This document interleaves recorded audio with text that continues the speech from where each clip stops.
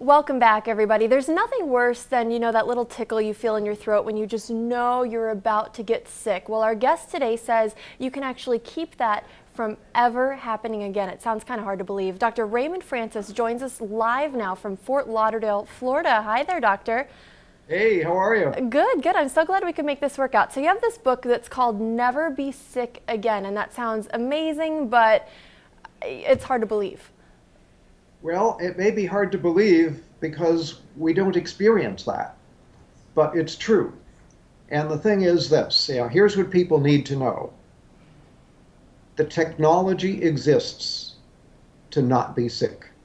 The information we already have is sufficient to prevent and reverse this epidemic of chronic disease that we have in America. And as you pointed out, you don't even have to have a cold.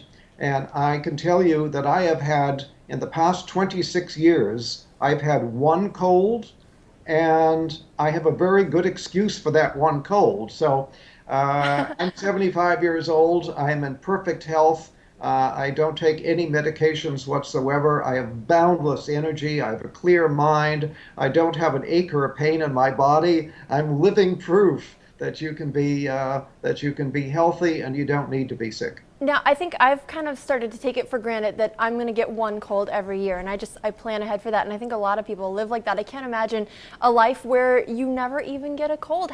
So what are you doing? Well, I have to tell you, at age 48, I almost died.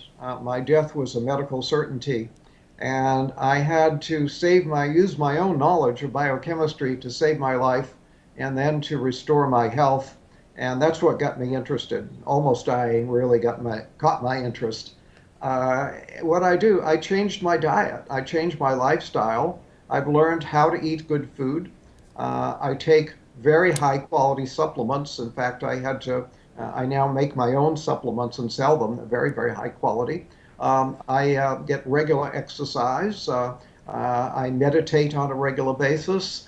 So in short, I changed my diet. I change my lifestyle, and I take very high quality supplements, and that's why I'm so healthy. So what are some changes that all of us can take? Because not everyone is able to, make their own supplements in their home. So what are some simple things that we can do right now to keep ourselves from getting sick again? Okay, well, simple things.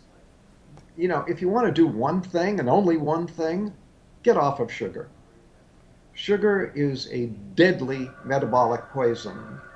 And if you look at it from a biochemical standpoint as to what happens to you when you eat sugar, I wish I had a blackboard here right now and I could fill a whole wall with what happens when you eat just 1 teaspoon of sugar. Now, what about the sugar in, say, like fruit or apple juice or something like that? Well, apple juice, no, but fruit. If you eat a piece of fruit, that's okay. Okay. A fruit juice is not okay because you get too much bioavailable sugar and you get a sugar spike in your blood. But when you get a sugar, you can eat 1 teaspoon of sugar. Within 2 hours, your immunity will be reduced by 50%. And then people say, oh, I caught a cold. No, you didn't. You reduced your immunity and you then made yourself susceptible to an infection. So that's why I don't get colds. I don't get infections because I keep my immunity strong. I don't eat sugar. All because of sugar. So that bag of jelly beans we've been passing around here in the newsroom ever since Easter, that's something that's hurting us. Bad idea. Bad idea. Yeah, you don't want to do that.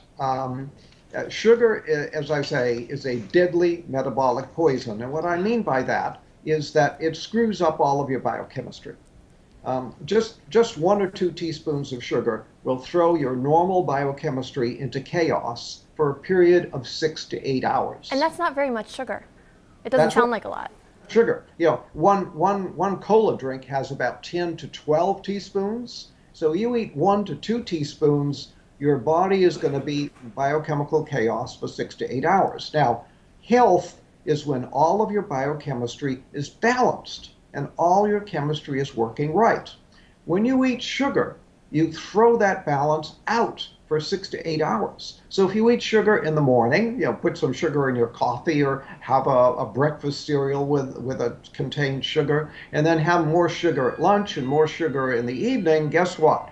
Your body is going to be in biochemical chaos 24 hours a day. So And what's a good amount then to get on a daily basis? none, None. none, yeah. Uh, I'm in Sugar trouble. should be outlawed.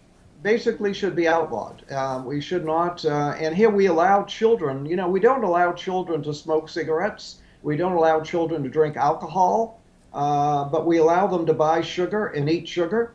Sugar is far more dangerous than alcohol or cigarettes. Really? Yeah, I was going to ask you, what do parents need to do? Because you're going to have a hard time convincing your child who wants candy right now that that's not good for them. Right. I understand the problem. I'm well aware of it. But you asked the question, what can people do? That's one thing anybody can do to improve their health. Sugar causes every imaginable disease. For example, Alzheimer's. Sugar is the leading cause of Alzheimer's. Sugar is a major cause of cancer, a major cause of heart disease, a major cause of diabetes. This is, it's it's a major cause of colds and flu. Sugar is a deadly metabolic poison. Get off of it. Now, let me ask you, how did you come to this understanding of sugar? Because if it's so bad, why aren't we hearing about this all over the place? A lot of, my doctors never told me not to eat sugar. Yeah, well, nobody ever told your doctor, and your doctor is not doing the research to find out. And the sugar industry spends so much money on campaign contributions to members of Congress that sugar is actually subsidized in America. It should be outlawed, and it's subsidized.